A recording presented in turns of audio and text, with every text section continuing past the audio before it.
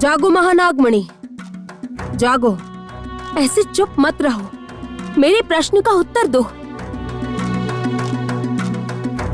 मैं सर्वशक्तिमान होकर भी क्यों युद्ध की ललकार सुन रही हूँ? उत्तर दो, जागो महानागमणि।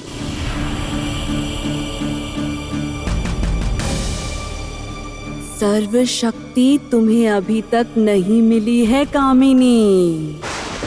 चांद को अभी तक पूर्णता नहीं दे पाई हो। कहा था ना मेरी आज्ञा का उल्लंघन ना करो, लेकिन तुम चांद का पहाड़ छोड़कर चली गई थी। इसके कारण आने वाले युद्ध में मैं तुम्हारे साथ नहीं रहूंगी, ये समझ लो तुम।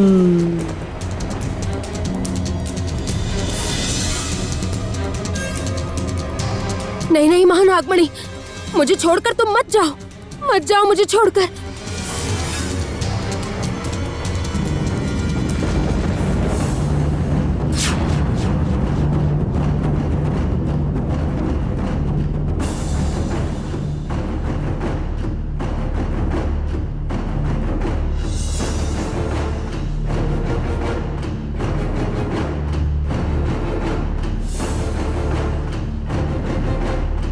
काल नागिन कहीं चली तो नहीं आई?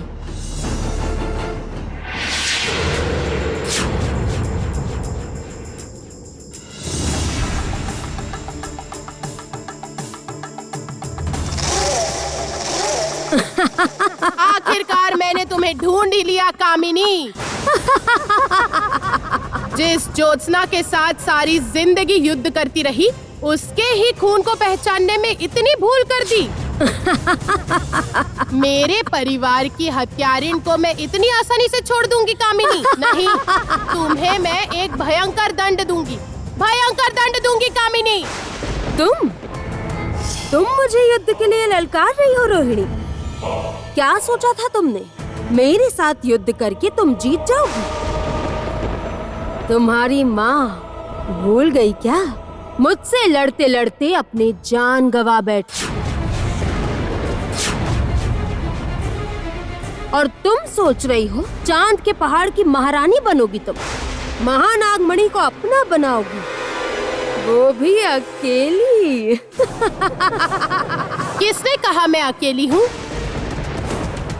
युद्ध के लिए तैयार हो ना कामिनी?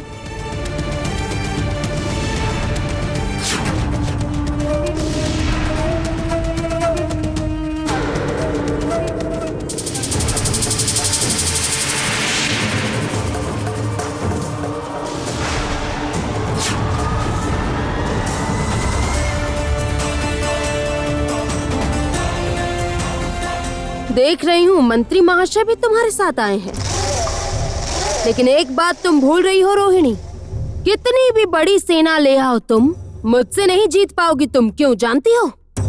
क्योंकि मुझ में है नाग शक्ति और राक्षसी शक्ति, दोनों ही है। अकेली 100 के बराबर हूँ।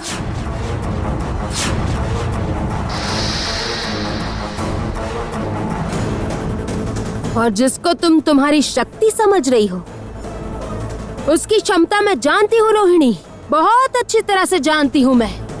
बातें तो बहुत हुई कामिनी, इस बार कुछ जरूरी काम भी कर लिया जाए। अपनी बातों को अपना हथियार ना बनाओ, अपने हथियार को बात करने दो।